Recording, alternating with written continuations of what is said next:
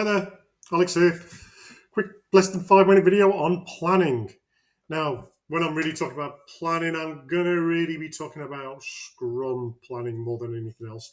But I really want to talk about the principles behind Scrum planning, sprint planning to be precise, planning an iteration of work, and why it differs from your traditional approach to planning if you're used to planning traditionally with Gantt charts.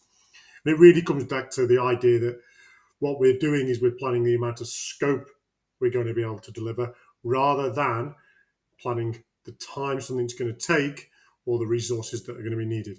So I'll really delve into that now.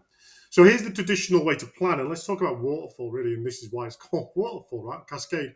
So we go through a process no matter what the project is, no matter what the outcome is.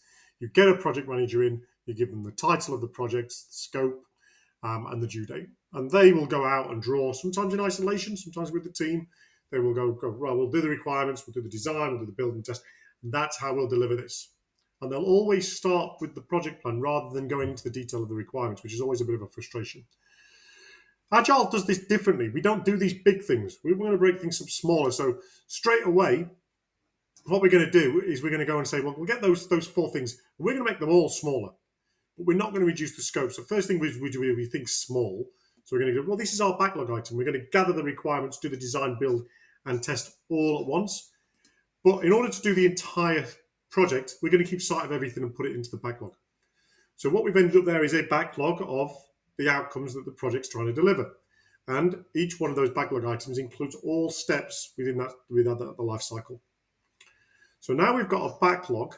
This is part of the refinement rather than the planning. We now want to start planning when can these things be delivered.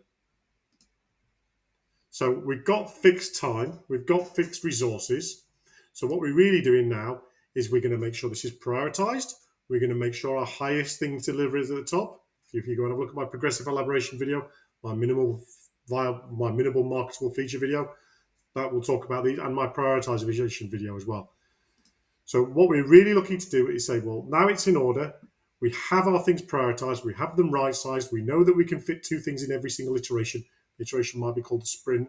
It might be 1 week or 2 weeks or 4 weeks, maybe even 3 weeks. And so what our planning is to do is to say, this is the stuff we can deliver. We can do it through requirements, design, build and test in this iteration. So on this we say in the first iteration, we'll do 2. In order to do that, remember, we've prioritized, we've estimated and right-sized our items, and we've done it with the entire team to make sure it's as accurate as possible. Now, my advice here is you do 1 iteration at a time. If you're doing some sort of Scrum and iterative Agile, if you're doing sort of Kanban, you do 1 feature at a time. Just focus on doing that one and estimating it each at a time, making sure it's time boxed. So that's planning when you're Agile. If you're Agile, you are planning for the amount of scope that you can deliver in the next set time box with the set resources. It's very different to the traditional approach where you are planning to say, I've got this time frame, I can flex my resources, and my scope is known. It's planning. Thanks very much. Please go out and check out those videos on progressive elaboration, marginal gains, and estimating. They'll be really, really put all some of this into context. Thanks for listening.